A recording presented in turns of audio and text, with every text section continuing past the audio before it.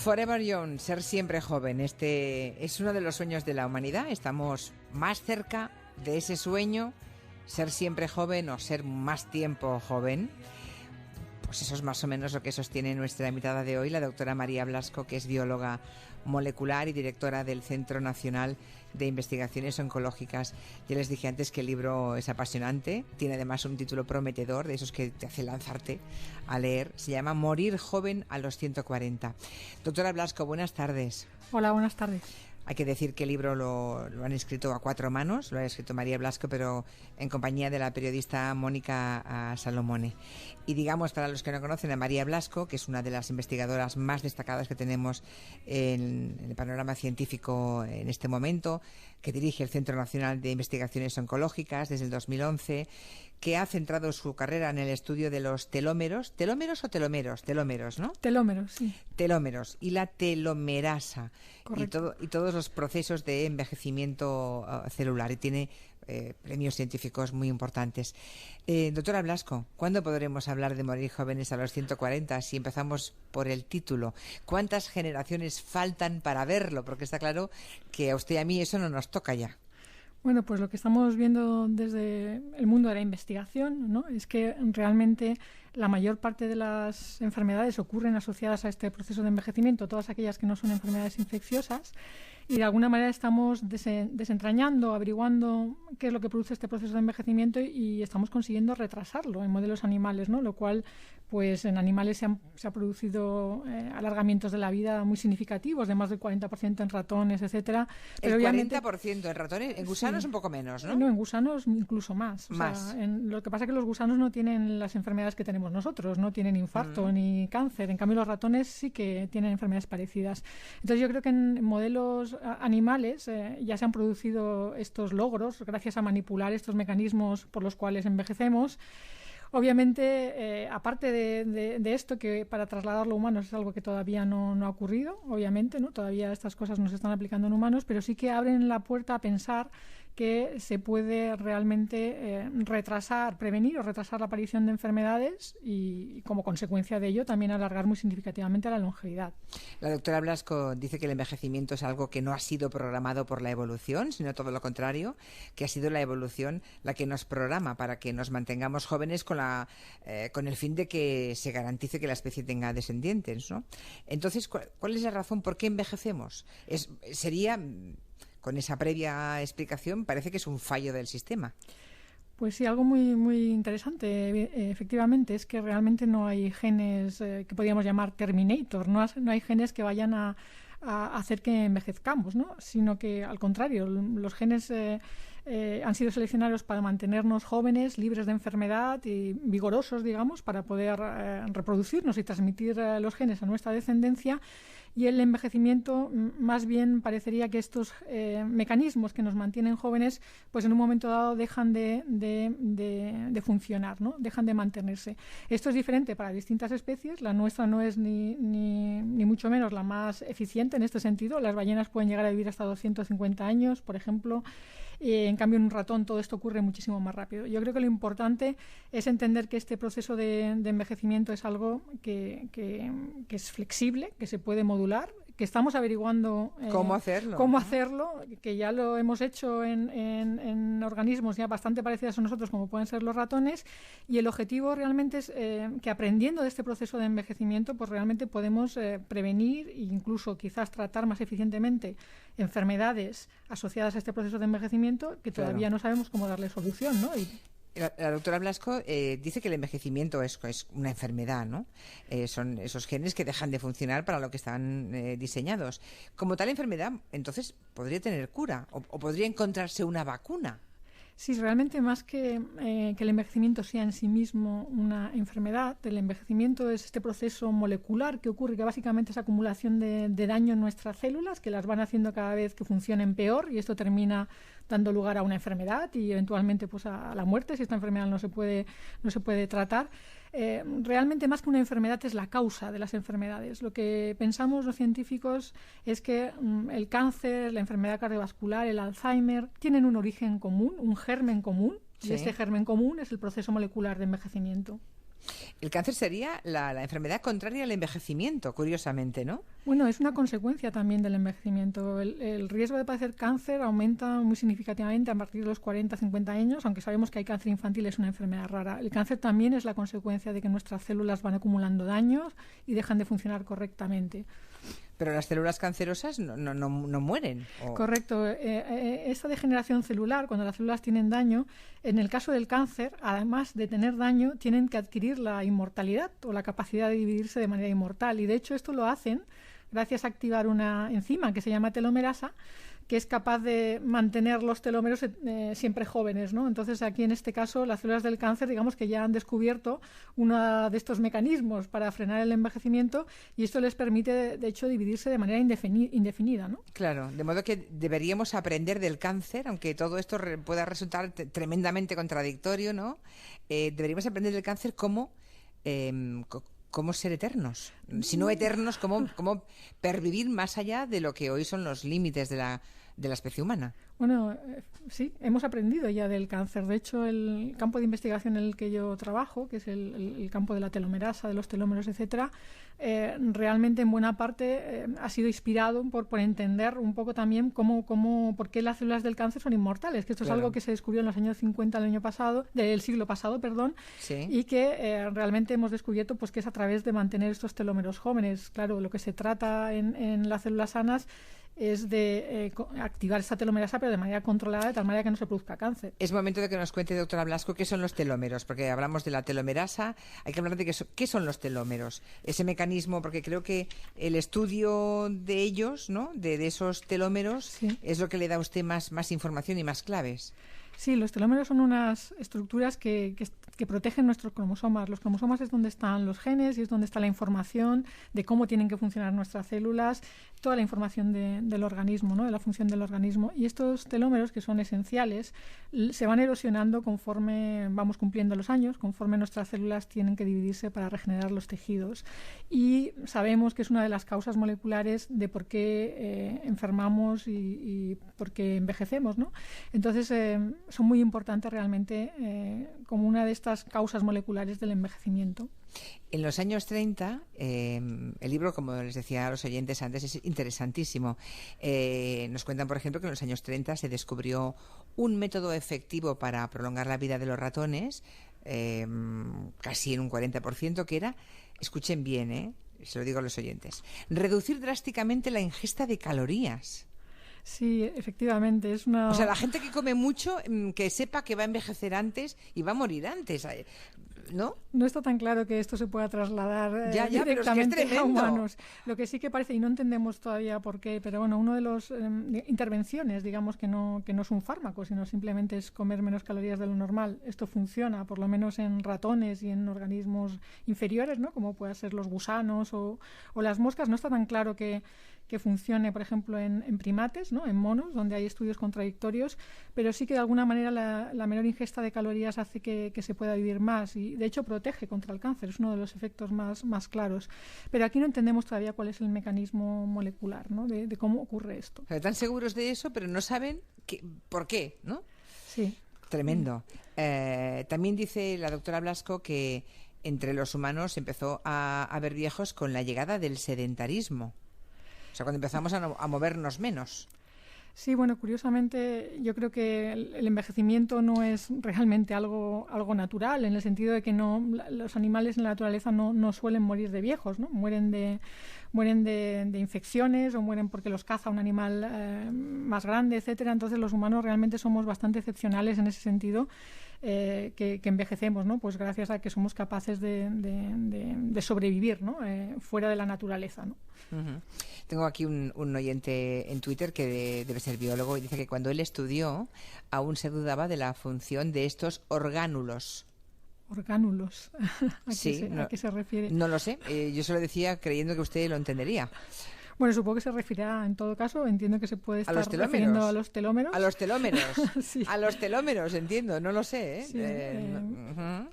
Bueno, la telomerasa, por tanto, es esa enzima que afecta a los telómeros, ¿no?, lo que producen los telómeros y lo que evita que se acorten, sería.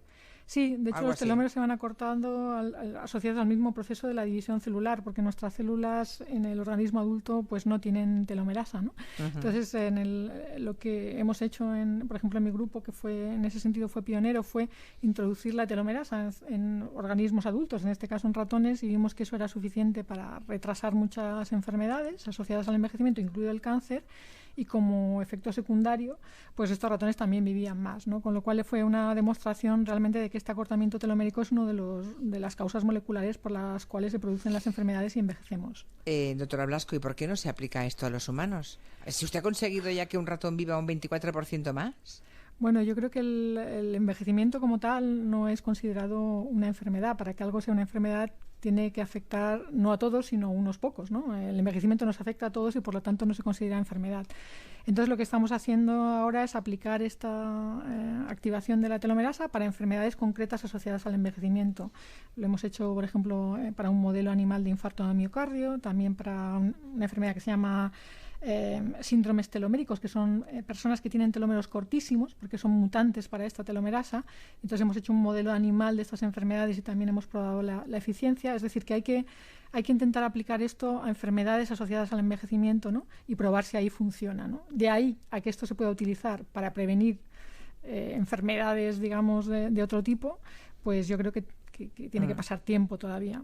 ¿Hay consecuencias digamos, sobre los ratones que usted ha experimentado, doctora Blasco? ¿Hay consecuencias en las generaciones posteriores de los que han sido tratados? Bueno, pues esto es un tema interesante. En principio no hemos visto. Lo que sí que hemos visto, por ejemplo, es que si los ratones tienen menos telomerasa de la cuenta, la primera generación vive menos, pero la siguiente vive muchísimo menos y la siguiente pues ya todavía menos. Es decir, que los telómeros se van heredando, la longitud de telomérica se hereda y esto va cortando la vida de las generaciones crecientes de ratones. Y ocurre lo mismo en humanos, en estas familias que tienen mutaciones en telomerasa, ¿no? Sin embargo, al contrario... Perdóneme, ¿hay familias las familias que tienen genéticamente esas mutaciones viven menos? Sí, viven menos ya la primera generación, digamos, donde se encuentra la mutación, y si tienen descendencia viven todavía menos. Es decir, se va anticipando, estas enfermedades asociadas al envejecimiento se van anticipando. Y esto, de hecho, se encontró en humanos después de que lo demostráramos en ratones, ¿no? Con lo cual, pues es muy parecido lo que ocurre en humanos que ocurre en ratones.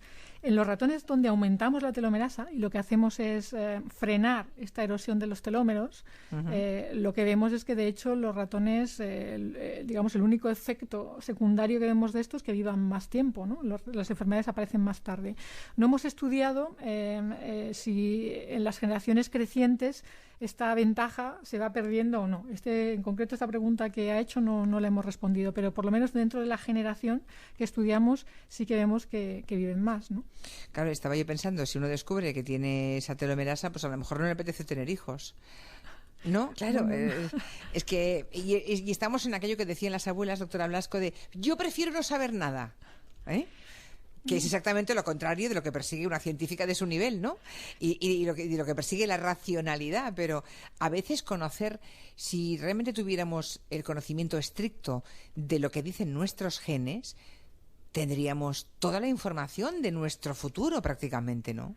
No sé si tanto, porque realmente todavía no sabemos cómo interpretar muchas de las cosas que están escritas en nuestros genes, pero bueno, sí que es verdad que en determinados casos muy concretos donde hay mutaciones que se asocian a determinadas enfermedades es muy útil tener esta información. Un ejemplo claro es el cáncer, ¿no? Donde sabiendo si eres portador de una determinada mutación, pues puedes realmente tener seguimientos más frecuentes, ¿no? Médicos, con tal manera de detectar el cáncer de manera temprana, ¿no? Y así pues evitar detectarlo cuando ya es demasiado tarde. El caso de Angelina Jolie, por ejemplo, ¿no? Es un caso paradigmático. Correcto, sí. El aumento de la esperanza de vida ha traído un incremento enorme del Alzheimer, ¿no? Pero claro, el futuro no puede ser un mundo lleno de ancianos sin memoria. Claro, supongo que el aumento de esperanza de vida irá paralelo a cómo hacer frente o cómo curar una enfermedad que hoy parece insalvable como el Alzheimer. Pues así es. Creo que es importantísimo, ¿no? Ya que estamos viviendo cada vez más años y, de hecho, la esperanza de vida al nacimiento sigue aumentando. Es una velocidad de aumento que no ha variado, es decir, no aumenta ahora más lento que aumentaba antes. y a cada década más o menos la esperanza de vida aumenta a 3 o 4 años. Obviamente, asociado al proceso de envejecimiento van todas estas enfermedades que son la consecuencia del proceso de envejecimiento, y por eso la importancia y el interés cada vez mayor de entender cuáles son estos mecanismos moleculares que llevan al envejecimiento, pues para intentar frenarlo de tal manera que lleguemos a nuestras vidas máximas pues lo más sanos posibles, ¿no? Libres de enfermedad. Y yo creo que esto es digamos la importancia de la investigación en envejecimiento. ¿Me explica, doctora Blasco, esto de que la velocidad a la que andamos casi sirve para predecir los años que nos quedan de vida? Bueno, sí, esto es algo que nos contó un geriatra, ¿no? Y yo creo que es el test que se utiliza ahora mismo, ¿no?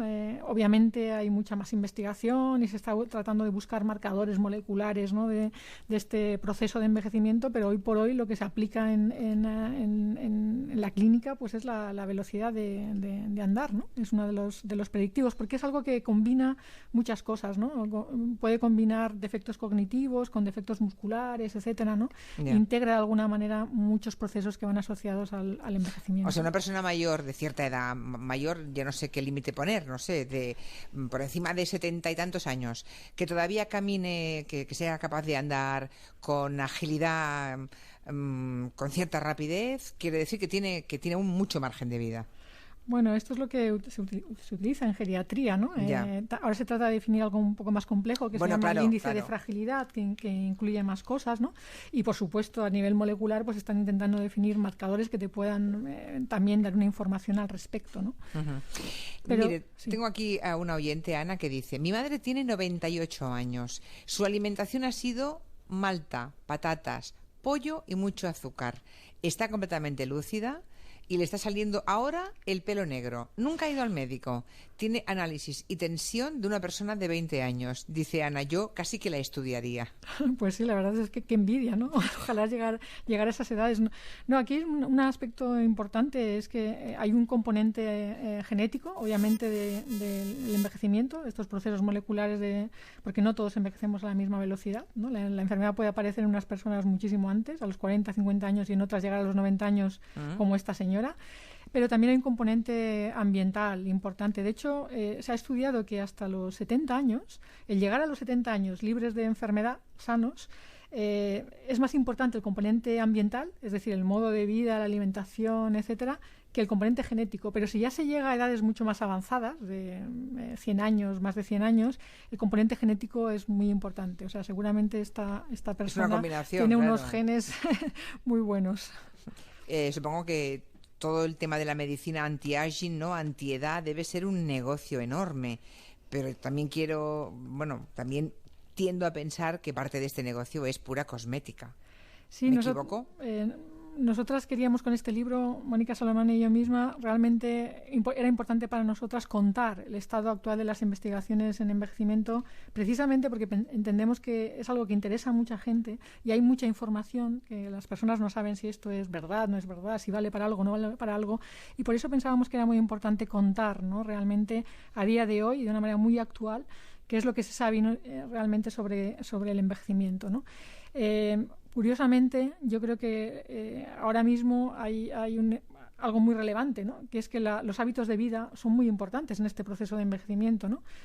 Quizá más que muchas cosas anti-aging, ¿no? Y que la alimentación, el ejercicio, incluso la información, el saber qué cosas son sanas o no sanas, ¿no? Pues es muy importante a la hora de terminar este proceso de envejecimiento y mantenerlos libres de enfermedad. Pero yo creo que es muy importante tener la información científica fehaciente, y este es un libro donde hablamos de ciencia, de una manera muy, muy sencilla, pero hablamos de ciencia. Sí, muy didáctica, sí, pero estupenda. Por cierto que tengo este momento el Twitter, doctora Blasco, lleno de oyentes que ya han retenido el concepto telomerasa. Bien. Y que algunos se piden unas micras de telomerasa para conocer a los nietos. Y luego hay mucha preocupación por los radicales libres. Estamos en eso de la medicina anti-aging, seguramente. Se leen en todo tipo de revistas. Tal cantidad de ensayos que la gente da por científicos y que no tienen de científico más que los duros que hacen los que fomentan esos tratamientos, ¿verdad? Sí. Diciéndoles todo tipo de estos son los radicales libres, esto es fatal para envejecer, que tienen muchas dudas los oyentes. Sí, no me extraña, porque de hecho es algo que clarificamos también en el libro. En el libro. El único ensayo clínico realmente aprobado sobre un medicamento, en este caso, ¿no?, que se llama metformina, para realmente ver si puede funcionar retrasando el envejecimiento o enfermedades asociadas al envejecimiento, se aprobó a finales del año pasado y se está realizando ahora mismo. Es decir, que no hay nada realmente que sea capaz de frenar a nivel molecular este proceso de envejecimiento. Esto es algo que el primer ensayo clínico costó muchísimo que se aprobara. Como he dicho antes, el envejecimiento no se considera una enfermedad, pero se ha aprobado este ensayo clínico y quizá abra la puerta a que se prueben otro tipo de intervenciones, ¿no?, para enlentecer el proceso de envejecimiento, porque se entiende que esto va también a prevenir enfermedades, ¿no?, importantes, como puede ser el Alzheimer, etcétera. Pero realmente es importante saber que seguramente es más útil dejar de fumar o tener una alimentación sana y hacer ejercicio que cualquier otra cosa hoy por hoy, ¿no? Morir joven a los 140. Los que tengan interés en esta cuestión, en la ciencia, en la investigación, les recomiendo de verdad que se compren este libro, porque seguramente la combinación de la doctora en biología María Blasco y Mónica Salomone como periodista en esa forma, digamos, didáctica de contarlo, hará que disfruten mucho y que aprendan mucho con su lectura. Le agradezco que haya venido, doctora. Muchas gracias. Gracias y buenas tardes. Buenas tardes. Adiós. Hasta pronto.